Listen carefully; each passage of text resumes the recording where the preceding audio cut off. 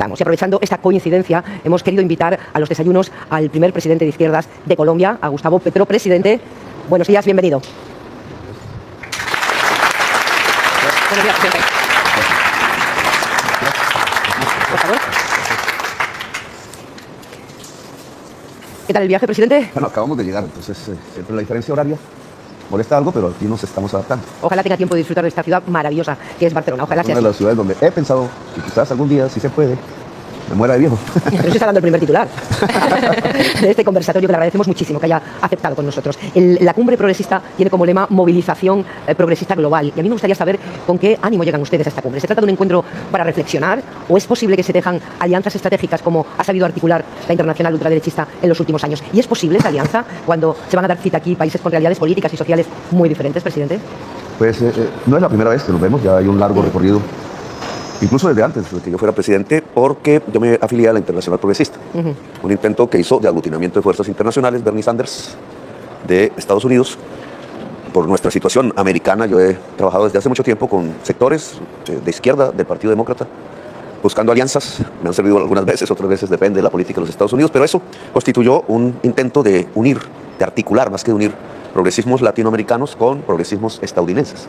Ya en la presidencia se ha abierto el mundo y indudablemente el hecho común de hablar en nuestra lengua hace que una mirada muy importante vaya hacia la península ibérica, aún con toda la historia que nos separa, pero también nos une. Pues, tú sabes, todo está bajo el principio de la contradicción. Y en un mundo como el de hoy, el que vivimos hoy, donde yo he tratado de levantar mi voz, donde creo hay injusticias que no se deben tolerar, como el genocidio en Gaza, ha abierto un escenario objetivo de alianzas diferente incluso al que pensábamos. El presidente Trump, por burbujas comunicacionales que lo rodean permanentemente y prejuicios que existen en todos nosotros, pero que no se puede gobernar con prejuicios, termina en un bloque muy destructivo contra la humanidad, jalonado por Netanyahu. No es al revés, es jalonado por Netanyahu, que tiene amigos más fuertes en el gobierno que el mismo Trump, y que lo llevan a unas operaciones como unos niños jugando estos ahora juegos modernos que se hacen con los dedos, los videojuegos, con mucha rapidez en los dedos y una rapidez reflejo en la mente, es decir, que impide realmente el racionamiento. Y así se está jugando con millones de seres humanos, porque en cualquier circunstancia el mundo cae en un conflicto que no es más, lo he analizado así, Pepa, que los estertores del mundo del petróleo que muere. Estoy escribiendo un libro, no puedo terminarlo por razones que tienen que ver con mi presidencia, pero los estertores del mundo del petróleo pueden ser los estertores del mundo del capital, dado que el capital, desde la época industrial, su energía fundamental es el petróleo y el carbón. La ciencia nos dice hoy tajantemente que eso nos lleva a la muerte como especie humana, como la vida en general en el planeta, todos estos árboles. Las consecuencias las estamos viendo en todos los países. Yo estoy metido en un problema de inundaciones por eso. Por primera vez, un frente frío del Ártico entró a la zona tórrida, nos causó lluvias como nunca antes. Aquí también ha pasado, aquí mismo, etcétera. Entonces, la humanidad tiene que escoger entre vivir o codiciar. Ese es un poco el interrogante en cada persona, en cada familia. O vivir o codiciar. ¿Quieres tener hijos? ¿Quieres crear hijos? ¿Quieres que tus hijos sean más felices que tú? ¿Quieres una sociedad donde tus hijos puedan ser, como decían los Beatles? Pues tienes que alejarte del petróleo y el carbón, y eso hoy por hoy, tal como se puso en la discusión mundial, es alejarse del capital. Entonces la alternativa hay que plantearla. Un camino diferente que no te diga que te vas a volver pobre, que no te diga que vas a suicidarte de la situación que vives y que vas a tener hijos que puedan vivir más felices que tú. Tener hijos ya es un primer gran cambio hoy, y eso se hace separándose de un camino que es el dominante. Y hay que presentar una alternativa al mundo. De eso se trata la reunión. Vamos a volver a Trump, como se puede imaginar, presidente, pero queríamos detenernos primero un poco en los progresistas. Y queríamos preguntarle, presidente, porque la defensa de la democracia, en este contexto que usted ha descrito, es uno de los temas en esta reunión progresista. Y yo quiero preguntarle, ¿las normas y las instituciones de las que se dotó el mundo precisamente para protegerse de derivas autoritarias sirven ahora? ¿Son válidas o hay que redefinirlas para los retos actuales? Mira, yo pienso que hay que hacer una redefinición del mundo sin tratar de construirlo. No depende de nuestra voluntad.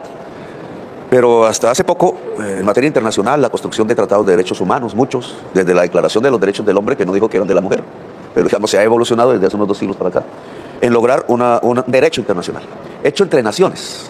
Y las Naciones Unidas es básicamente una confederación, su nombre lo dice, de Estados-nación. A mí me parece que ahí empezó ya a verse una falla que hay que cambiar. Y es que los Estados-nación, Colombia, por ejemplo, cada vez tiene menos instrumentos de poder, cada vez es menos autónomo para dirigir su sociedad. Hay una crisis del Estado-nación. Se creó con la burguesía, igual que la revolución industrial, etcétera. Se creó como cuando el petróleo y el carbón eran la energía fundamental. Pero la globalización, todos estos fenómenos últimos, le ha quitado poder al Estado-nación. Entonces, cuando se ha tenido que enfrentar problemas reales de la humanidad, pongo el ejemplo del COVID, reciente, las Naciones Unidas no pudieron actuar realmente. Y ahora peor, cuando estamos ante conflictos entre humanos de verdad, con misiles, con genocidios, las Naciones Unidas es impotente. El señor Trump le quitó los recursos, han echado miles y miles de empleados por todas partes, algunos necesarios, otros no. El presidente Trump dice, Naciones Unidas ya no sirve, él lo mira desde una óptica, nosotros deberíamos mirarlo desde otra óptica, desde el punto de vista democrático. Desde la óptica Estados Unidos, Naciones Unidas no sirve, entonces imponen ellos bilateralmente sus condiciones. Y a veces yo veo un poco el presidente de América Latina prácticamente como si fueran cortesanos, como si tuviéramos un nuevo rey después de que nos quitamos el rey, con el perdón de ustedes, pero lo hicimos. Nos costó guerras, nos costó pues, prácticamente desde un pueblo desarmado en formación, porque era una formación hasta ahora, donde se cruzaban etnias, etcétera, regiones diferentes, como aquí. Pero hubo un espíritu popular que decidió ser libre, eso es Bolívar, un espíritu popular que decide ser libre. Nos ha quedado marcado, pero como todo en el mundo hay contradicciones, entonces hay en el alma latinoamericana quienes se quieren arrodillar aún y quienes quieren ser libres aún. Y ese conflicto se mueve en que tenemos prácticamente una parte de las presidentes dispuestos a arrodillarse y otros que decimos, no, mirémonos de tú a tú. Esa fue mi reunión con Trump, me pareció espectacular, no sé si tiene efecto real. Mirémonos de tú a tú y somos republicanos y hablamos como republicanos, entre iguales. Bueno, esa es la visión desde allá de destruir Naciones Unidas para imponer unos poderes unilaterales. Y nosotros desde acá, será tema de la discusión, yo creo que tenemos que comenzar diciendo el Estado-Nación ya no da más. Lo que dan más son los pueblos. Lo que has visto que detuvo el genocidio en Gaza, así, medio, fue las movilizaciones de las multitudes aquí en todos estos países de Europa, en los mismos Estados Unidos, la aventura audaz de los jóvenes cruzando el Mediterráneo para ser puestos presos. Greta, ahí hubo 2 colombianas, que yo les di la condecoración de Bolívar, la máxima en Colombia. Y entonces estamos viendo surgir un nuevo mundo, que no pasa por decisiones de partidos políticos, ni de estados, aunque podamos ayudar. Pasa es por una democracia que empieza a nacer, un deseo de libertad que nace de los pueblos, en todo el mundo. Y ahí la nueva oportunidad, porque de ahí va a surgir, si nos va bien, una nueva institucionalidad mundial, que yo llamo democracia global. Una democracia global, es decir, lo decía un himno por ahí, una hermandad entre los pueblos. Un poco más técnicamente yo diría es poder conectar los cerebros humanos de 10.000 millones casi que somos. El cerebro humano es la joya del universo, no se encuentra en ningún otro lugar y es la forma superior de vida porque es una vida pensante. Somos solos, los únicos y solas, y eso si logra juntarse en vez de matarse entre sí, entonces joyas del universo matándose entre sí con misiles, puede ponerse las grandes tareas de solucionar los problemas graves que tenemos aquí y después de abarcar la posibilidad de exportar la vida al universo. Este encuentro progresista de Barcelona, señor Proyecto, coincide con un avance de la extrema derecha en América Latina, una extrema derecha que está capitalizando en las urnas el miedo de muchos latinoamericanos a la inseguridad. Sus líderes prometen mano dura contra el crimen organizado, criminalizan la inmigración. ¿De qué manera la izquierda latinoamericana puede contrarrestar los discursos de la extrema derecha en lo que se refiere al crimen organizado, a la migración que tanto rédito político le está dando en las urnas? Sí, la extrema derecha, fascismo, le digo yo, no está avanzando en América Latina, se ha detenido. Si usted mira la situación argentina, pues la mayoría de la población quiere cambiar ese gobierno. Y lo va a hacer si le dan la oportunidad. Si usted mira la situación peruana, en este momento empieza a ver que de nuevo las fuerzas que llevaron a Pedro Castillo a la presidencia, detenido arbitrariamente, hubo un golpe de Estado ahí, vuelven a cobrar, ya están para la segunda vuelta, ya veremos. Pero ya ves, en Perú, las dos fuerzas actuando, fascismo y la democracia popular. Solo por poner 2 ejemplos, me van a regañar por ponerlos, pero son básicos hoy. En Colombia no ves que retrocedemos, las encuestas dicen que somos primero. Ya veremos, todo eso puede variar, nunca se puede predeterminar el futuro, pero Colombia es la detente y Colombia es el corazón del mundo, si lo miras geográficamente. Entonces, yo creo que América Latina no se puede definir como que las fuerzas de la extrema derecha se abalanzaron y están tomando país por país. Siempre hay conflicto, siempre que ojalá sea pacífico, pero está en disputa y quien va marcando en la mayor parte de la población, digamos la vanguardia política, es el progresismo, en plural, no es una sola visión, unos matices diversos, pero progresistas todos. México, Brasil, Colombia. Y ahí vamos. Venezuela está en disputa, violentamente. Una pregunta muy concreta, presidente. Una pregunta muy concreta. Ya que sale la inmigración, mientras la ultraderecha convierte al inmigrante en el chivo expiatorio de todos los malestares sociales, España acaba de aprobar una regularización extraordinaria para 500.000 de personas y de ellas casi 1 millón son colombianos residentes en nuestro país que van a poder participar en el proceso de regularización. Me gustaría saber su opinión sobre ese proceso. Que también vivimos nosotros, ¿no? Colombia recibió... Primero, Colombia en los años 60, cuando vino la riqueza petrolera de Venezuela, y Colombia estaba en niveles de pobreza altos, exportó más o menos 4 millones de colombianas que allá se quedaron. Ya se casaron, tienen hijos, los hijos son colombianos y venezolanos, son millones. Es un mismo pueblo. Y esa, digamos, es una diferencia con lo que pasa en Europa. Y ahora, con el problema del bloqueo económico, pues en masa también pasaron millones de venezolanos por la frontera colombiana y la mayoría se quedó en Colombia. y está en Colombia. Ya el flujo se detuvo. Con los problemas obvios de xenofobia que puedan despertarse, sobre todo en los barrios populares, que llevan a la juventud venezolana a la violencia, no eran así. A una parte, obviamente. De todas maneras, asumimos, no nos ha pasado nada. Ahora son parte de la fuerza laboral, llegaron con más grados de escolaridad que los que hay en Colombia, hay un esfuerzo mayor. Pero al final, digamos, hoy un balance es que, aún con problemas, se logró asimilar el shock de migración. En cambio, minorías de venezolanos pasaron hacia Perú, hacia el sur, Chile. Allá se construyó el discurso xenofóbico de extrema derecha, igual que aquí, hay que echarlos. En Chile ya se habla de evacuar venezolanos, pero yo creo que van a sacar colombianos igual, en una situación muy mala, sacarlos a la fuerza, como hacen en Estados Unidos. Eso le llaman corredor humanitario. Yo he dicho, la pelea nuestra no es cómo sacar migrantes. La fuerza de trabajo es la fuente de la riqueza, independientemente del color de la piel o el género, la sexualidad, etcétera. Estás en el cerebro, y el cerebro es igual en el tuyo que en el mío.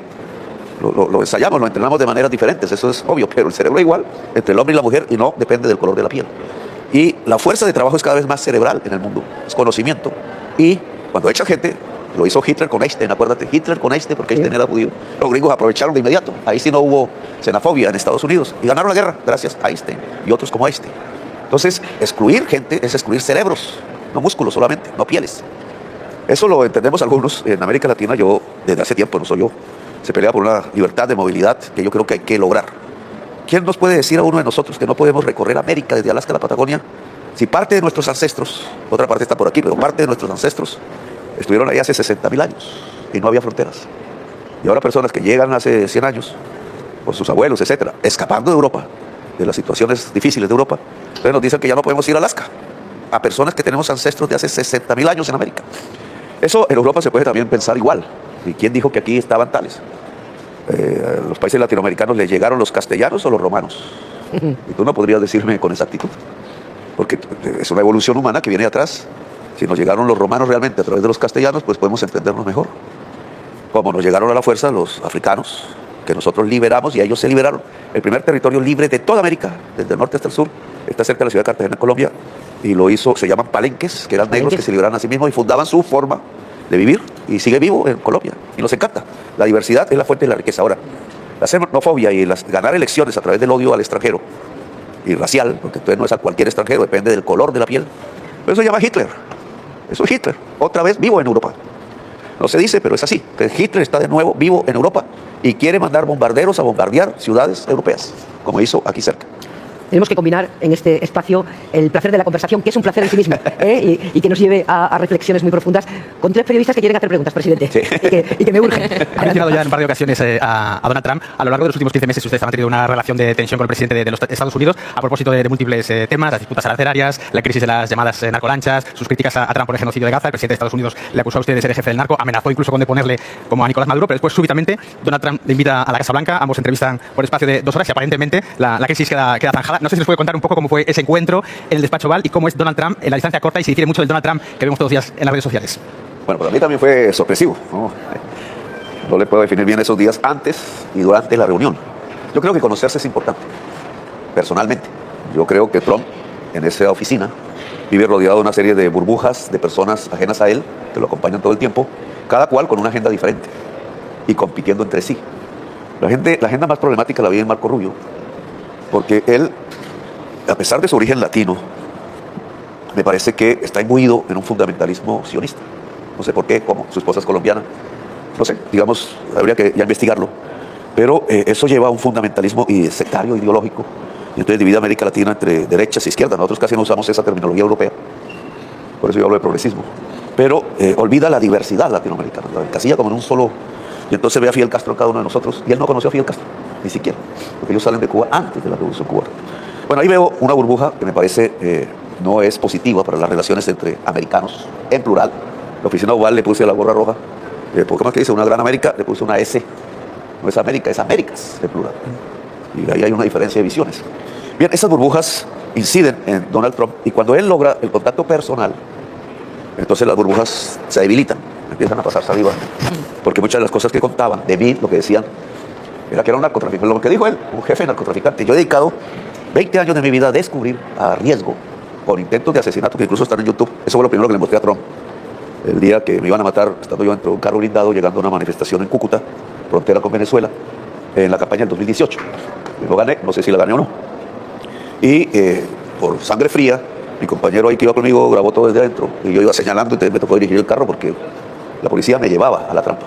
Era la policía de ahí, local, dirigida por un mafioso que quería sabotear la manifestación y de paso matarme. ¿Y pudo contarle esa trampa, toda esa peripecia? Todo eso se lo mostré en segundos en el video, como a él le pasaba lo mismo, pues ya, ahí fue rompí las burbujas de inmediato, lo que él sintió. Yo le dije, estos son los mafiosos que me quieren matar, usted le dice que yo soy el jefe de la mafia. Entonces, son 20 años de debates parlamentarios descubriendo con nombre propio cómo los paramilitares narcotraficantes estaban ligados a la derecha, para ponerlo en términos europeos. Derecha, no solo extrema derecha. Les daban el billete, controlaban la población con terror, con masacres, yo le llamo el genocidio colombiano, 700.000 asesinados. Y a partir de eso ganaban las elecciones y el país sumido en una tenebrosa extrema derecha. 6.402 jóvenes asesinados en el gobierno de Uribe, recogidos de los barrios, incluso algunos con enfermedades, discapacitados. Los recogían, los iban fusilando, los vestían de guerrilleros para decir que iban ganando la guerra. Y más aplauso popular. Pero la muerte sistemática de 6.402 jóvenes en 3 años, pues eso a qué les recuerdo a ustedes. Yo creo que sobrepasa el franquismo, creo. Habría que hacer la investigación en números. Presidente, retrotrayéndonos a esos... Bueno, entonces, disculpa que hable de Franco, pero me gusta. Y entonces, no me gusta Franco, sino hablar de ese episodio porque hay que desnudarlo en lo que fue para la historia universal. Fue un gran retroceso. Bien, entonces, bueno, son crímenes de lesa humanidad. ¿Cuántos niños mueren en Gaza? 20.000. ¿Cuántos casi niños fueron asesinados en Colombia en 3 años? 6.400. ¿Cómo se hizo eso? En una profunda alianza entre el narcotráfico más importante del momento y el poder político existente. A eso me dediqué yo a denunciar 20 años.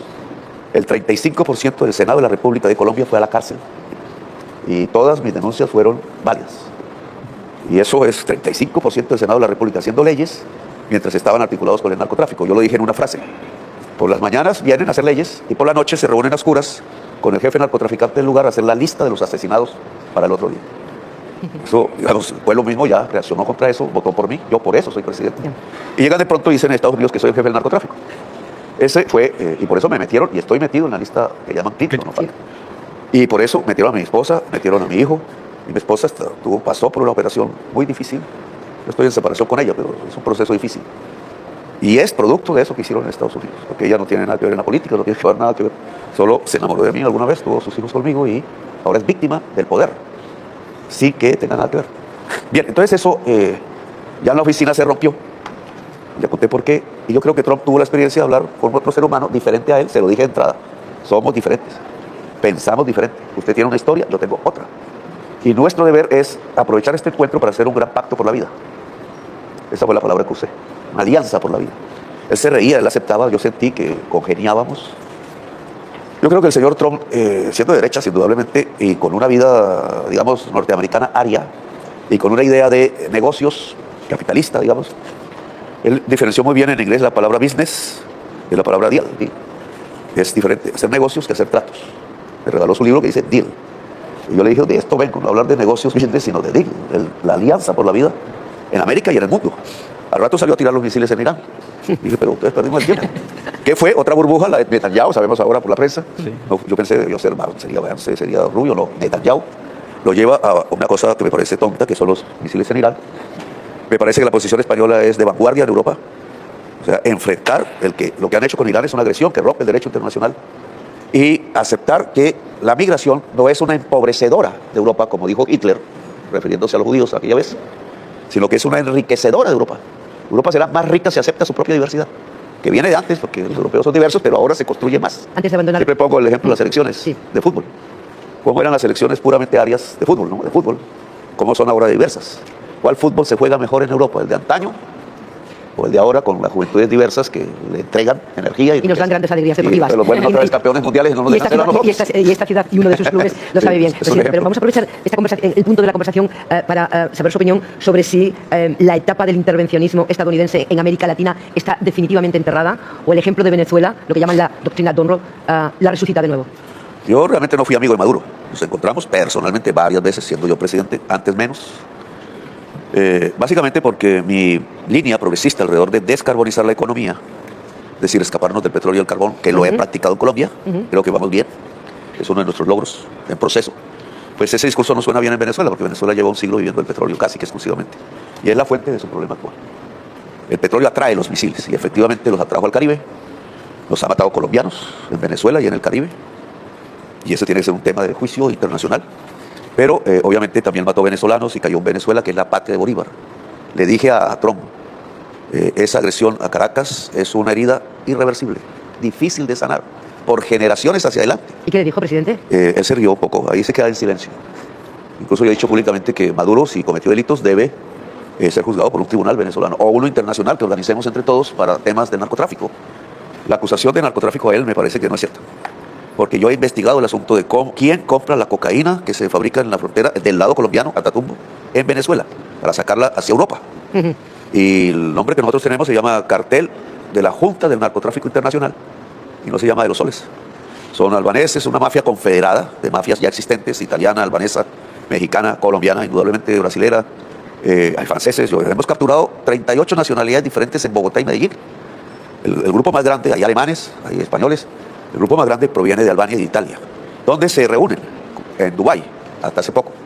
Salieron corriendo, algunos han venido aquí a Madrid por los misiles. Entonces, es una confederación muy poderosa. Pablo Escobar se queda en pañales ante eso. No solo manejan cocaína, manejan trata de mujeres, de armas, todo esto. Bueno, entonces, niños, niñas, órganos.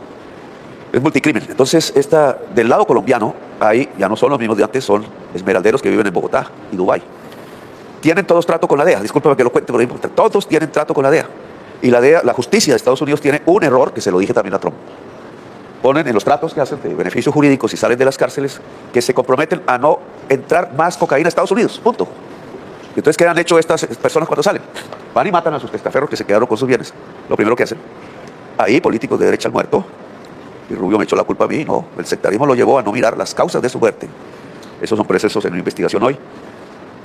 Y son los mayores exportadores de cocaína del mundo, pero ya no va tanto a Estados Unidos, porque ya sabes que ya consumen ahora el fentanilo, sino que van a Europa, que está creciendo el consumo espectacularmente. A África, pasa por África, va a China incluso, Rusia, todos los países laos. Australia se volvió del otro lado muy importante, Nueva Zelanda. La entrada a China e India puede ser el final, llamado fracaso total de una guerra contra una droga que nunca ha tenido victorias. Presidente, ha dejado 1 millón de muertos en América Latina. Ha hablado de Maduro, del presidente Maduro, de la operación que le puso. Yo quería volver al tema de Venezuela y preguntarle cómo son sus relaciones con él. Si hubo una posibilidad de reunirse en marzo, que finalmente no se concretó. No sé si nos puede dar más detalles de qué pasó allí por esos temas de seguridad. 24, y si tiene, solo un momentín, si tiene previsto reunirse con ella antes de que acabe la presidencia, si podrían aprovechar la próxima semana que hay una reunión de buena vecindad en Maracaibo para hacerlo. Le dije a Trump también, antes de hablar con Delcy, debió ser al revés. Yo la invité a Cartagena, pero a ella le da temor. Entiendo por qué. Y se dañó la reunión en la frontera. Unas medidas, dijo que había unos problemas de seguridad, que también me pareció que era exceso de temor. Y el 24 de abril voy a ir a Caracas. Si Mahoma no viene a mí, yo voy, ¿cómo es? Voy a la montaña. Y entonces voy a Caracas, he ido varias veces. Parte de mis idas es lo que me ha llevado a que me metan en la lista OFAC. Pero yo fui a Venezuela en tiempos de Maduro a decirle, y hablaba mucho con Europa y con el gobierno Biden en ese momento, que era el momento de dejar el poder si el pueblo quería eso. Dejar expresarse libremente al pueblo. Y le mostraba como ejemplo yo mismo. En Colombia, nosotros hemos sido oposición 50 años, nos han matado por miles, nos han perseguido, a mí me encarcelaron, me torturaron, me persiguieron. Claro, nosotros también nos levantamos en armas, no nos dejamos, nosotros somos como el jaguar. Y lo hemos demostrado varias veces en la historia. Y no nos dejamos, pero hemos resistido y ahora yo soy presidente. Ustedes nunca han gobernado, ustedes siempre han sido alternativa, entre comillas, pero desde el gobierno, nunca en la oposición. Prueben eso, porque los corruptos y toda esa gente se irán, se depuran y pueden presentarle una alternativa más seria a Venezuela. Eso no lo hizo, no quizo caso, obviamente. Dos preguntas muy concretas, presidente. ¿Cuál es la salida para Venezuela? Con Delcy. Entonces, ¿cuál es la salida para Venezuela? En Venezuela existe dentro un gran temor del pueblo. Y es que regrese Corina y haga lo que sucedió en Colombia, que los venezolanos saben directamente cómo fue. Colombia, a mediados del siglo XX murieron 300.000 colombianos, muy derivado del tema de la guerra de la Revolución Española, porque ya no había internet ni nada, pero llegaron las influencias. Los liberales, que eran la mayoría del pueblo, y habían visto cómo mataban en el 48 a su líder, Jorge Eliezer Gaitán, en Bogotá. Se fueron a las armas después de recibir agresiones y el hecho dejó 300.000 colombianos de 11 millones muertos. Ya. Allá en Venezuela saben eso, porque allá están los colombianos que huyeron, etc. Y tienen temor de que eso ocurra, o sea, una especie de vendetta política. Pero si gana las elecciones María Corina Machado... Ese mismo miedo tenemos nosotros si el pueblo decide votar por la derecha colombiana. Porque es que esas derechas... Pero las salidas son unas elecciones, presidente. El tiempo se nos va. La salida para Venezuela son unas elecciones libres. Sí, tiene que hacerse, pero yo lo que he propuesto, no me cree nadie hasta ahora, solo yo me creo, es hacer algo que se hizo en Colombia para hacer la paz. En esa época que acabo de hablar, liberales y conservadores, que fue cogobernar un tiempo, para darse confianzas, para pensar que este ya no me va a matar, o ese no va a pensar que yo lo voy a matar. Y esa confianza permitiría las elecciones libres de verdad. O sea, un gobierno de concentración inicial. El gran error de Europa en ese momento fue pensar en elecciones libres, rápidas. Ese fue también mi error. Y el de Biden, sin levantar sanciones. Unas elecciones bajo sanciones se llaman extorsión, no son libres. Allá no hubo elecciones libres por dos razones: porque no dejaron participar a la oposición y porque no levantaron las sanciones sobre el gobierno. Ahí vino fue un mundo el peor. ¿Y cuánto tiempo tendría ese periodo? Yo pienso que 1 año, 2 años, confianzas entre el pueblo venezolano, y ahí tiene que aparecer una alternativa. Ahí viene mi diferencia con ellos. La alternativa es sin petróleo. Y durante ese año... Una Venezuela sin petróleo, como una Colombia sin petróleo y carbón. Entre los yacimientos de carbón de Colombia y de petróleo de Venezuela, matamos toda la humanidad. Así es simple, si eso se manda al aire, la atmósfera. Luego nuestro destino es diferente al carbón y al petróleo. Yo lo estoy practicando en Venezuela, no está eso ni en la oposición ni en el gobierno. Es un tema que quiero hablar con Delcy, de eso. Entonces, ¿cómo escaparse? Porque hoy el petróleo es la maldición de Venezuela. Su soberanía creada a partir de la espada de Bolívar prácticamente no existe por el petróleo. Si se escapa Venezuela, el petróleo vuelve a la libertad. ¿Quién lo haga? No tengo ni idea. El pueblo lo decide libremente. Ahí no me meto en eso. Pero de esa idea que planteaba de ese año o 2 años, ¿cómo sería? ¿Cómo se articularía? ¿Sería una medida que Delcy se mantuviera? ¿Un gobierno de concentración de sí, varios...? No, de Frente Nacional, nombre lo de menos, de Alianza por la Vida. En el que gobernaran todos juntos. En donde deben gobernar ambos sectores actuales. Eso puede ser superado por un tercer sector, ya en las elecciones, pero ya es un tema que decide el pueblo de Venezuela. ¿Y Cuba, presidente? ¿Qué futuro le espera a Cuba, cuya población está viviendo ya una precariedad insoportable en los bienes de consumo básicos? Cuba es diferente. La amenazado Trump la semana pasada dijo lo siguiente y de por Cuba. Cuba es diferente a Venezuela.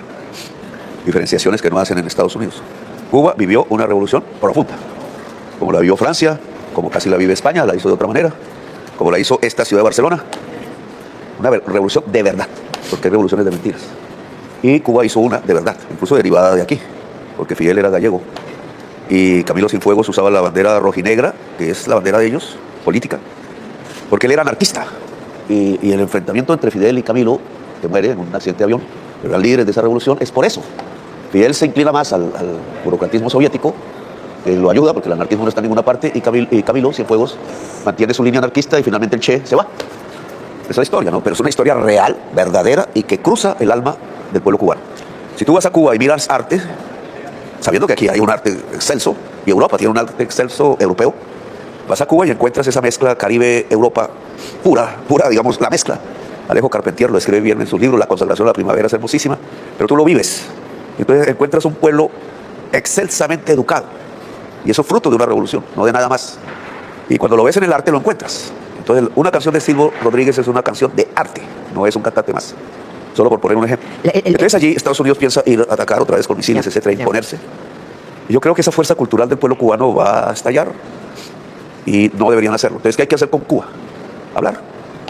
Digamos, ellos todavía viven el pasado soviético, no lo quieren ya, pero está ahí. Les generó la mejor medicina, la mejor educación, eso tiene sus logros. ¿Y por qué fracasa, presidente? Estamos en un foro en el que la izquierda se va a preguntar por sus éxitos y por sus fracasos. ¿Por qué lo que dejó la revolución, efectivamente, la sanidad, la educación, por qué fracasa? Mira, hay que mirarlo. ¿Cuándo el régimen deja de reconocerse en sus logros y se equivoca? ¿Fracasa porque hay un bloqueo? ¿Solo por el bloqueo? No, no solo, porque hay un bloqueo. Como lo hubo en Venezuela, eso se llama genocidio. El bloqueo es genocidio, matar a un pueblo de hambre. Eso debería ser extirpado de la historia de la humanidad. Porque no piensas igual que yo, pero yo tengo más poder, te bloqueo y te mato tu pueblo de hambre. Eso está claro. Bueno, entonces ese es una realidad ahí que está pasando hoy. Eso está más contado. ¿En qué se equivoca? Bueno, entonces se equivocan en el sovietismo. O sea, de pensar que el socialismo es la propiedad estatal de los medios de producción. Marx nunca dijo eso. Marx dijo, los medios de producción deben ser sociales, no dijo estatales. Ahí hay sería otro programa, pero digamos es el gran error en Europa. Y que Europa también lo ha pensado. Y Cuba, pues es una economía donde los medios de producción son del Estado, no de la sociedad. No es lo mismo, es como decir el aire. Si nosotros pudiéramos construir una atmósfera que nutriera y por respiración no comiéramos, nos alimentáramos, imagínate el mundo que sería. No tendríamos necesidad de la tierra sería diferente, no habría desigualdad frente a la alimentación, no habría gente con hambre. Si uno pone ese ejemplo, es un ejemplo, claro que tecnológicamente ya sí se pudiera hacer, pero el capitalismo no lo va a hacer porque no hay ganancia ahí. Entraríamos a una discusión importante de la atmósfera de quién es. Ha planteado, presidente, que lo que hace falta en Cuba es diálogo. Diálogo con las autoridades y democracia actuales. También. Democracia. Pero democracia popular. Pero habría una no la democracia que se cree que es Washington. Esa es una imitación un tanto romana en la arquitectura de una idea democrática que vino de Europa, nosotros también la tenemos. Pero en la práctica, también sucede en Europa, la democracia se ha vuelto una especie de cascarón de huevo con un contenido diferente. A eso vamos, presidente. ¿Quién manda en Estados Unidos? A eso vamos. ¿Quién manda en Cuba? ¿Quién manda en Europa? Ahí vamos. ¿El pueblo? Quedan 10 minutos. Sí. Queremos hablar de su legado, porque en breve deja de ser presidente de Colombia y echar un vistazo a lo que han sido estos 4 años de mandato. Juan. Sí, entre otras cosas, usted prometió que en sus 4 años de presidencia lograría la paz total en Colombia. No se ha logrado un acuerdo con el ELN. No sé si esto lo ve usted como un fracaso personal, el haber podido conseguir. No es un fracaso personal, es nacional. O sea, tú tienes un país que en la vida republicana, independiente, ha estado en 50 guerras, matándose entre sí. No son guerras internacionales, invasiones, solo la que nos quitó Panamá. Colombia ha perdido su territorio proyecto inicial se llamó y se hizo Gran Colombia. Venezuela, Ecuador, Panamá, Colombia, República Dominicana llegó a estar. La bandera tricolor en toda esa región. Nosotros llegamos hasta la costa mosquití de Nicaragua. Por Brasil íbamos hasta cerca de Manaus. Y hoy es mucho más pequeño y aún no seguían. Solo hasta mi gobierno logramos detener la pérdida de territorio en el mar de San Andrés, que no lo estaba quitando Nicaragua. Solo hasta mi gobierno. El resto es una historia de pérdida de territorio que indica la debilidad de un Estado. Y la debilidad del Estado se debe a que no es la expresión de la nación, de la población. Una oligarquía blanca derivada de los castellanos, esclavista, que hoy tiene mentalidad esclavista. Por eso una reforma como reducir la jornada laboral, casi me matan, casi me han tratado de sacar de ahí de que yo entré. Bueno, pero digamos, porque tú me preguntaste fue la paz total. Por la paz. Entonces esa realidad de exclusión, que son los países más desiguales socialmente del mundo, por un potencial de riqueza, Colombia es bella, es la palabra que hay que decir, bella, tanto por su naturaleza como por su cultura humana, diversa.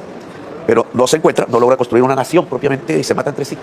Desde el principio, cuando Santander intentó matar a Bolívar en el centro de Bogotá, que lo salvó Manuelita Sáenz, uno siempre tiene que tener una mujer cerca que lo defienda, porque si no lo matan a uno. Entonces Bolívar se salvó, pero ahí comenzó el problema, ahí. Entonces, ¿por qué quería Santander matar a Bolívar? Porque no quería el proyecto de la Gran Colombia, sino gobernar su tribu. Cuando un hombre universal como Bolívar intenta ser asesinado por un jefe de tribu, si el jefe de tribu triunfa, o la jefe, porque esto no es, se devuelve el proyecto, se entierra, se vuelve otra cosa.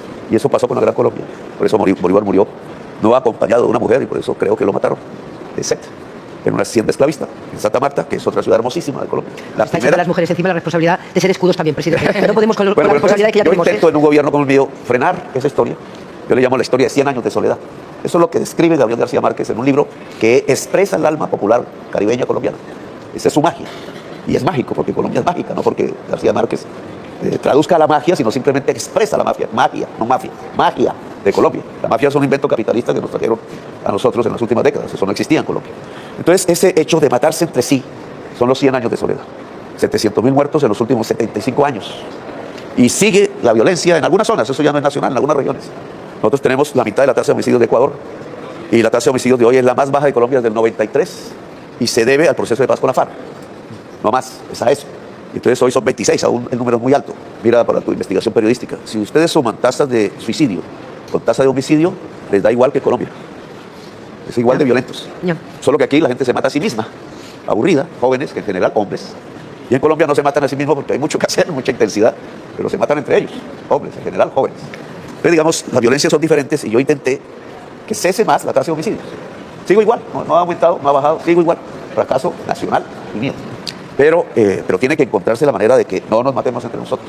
Cuando no nos matemos entre nosotros, que entre otras es que los europeos no consuman más cocaína, o que legalicen la cocaína, uno de dos, pues nosotros ya entramos a paz. Porque es la codicia lo que está haciendo matar hoy a los colombianos. Por un mercado y por un producto que no hicimos nosotros. El mercado es de aquí, el producto no lo hicimos nosotros, lo hicieron aquí en Europa. Sigmund Freud ensayó con ese producto, que era una anestesia. Toda su teoría del psicoanálisis, con ese producto lo ensayó. Pero bueno, no vamos. Entonces, en Colombia hay que desnarcotizar a Colombia.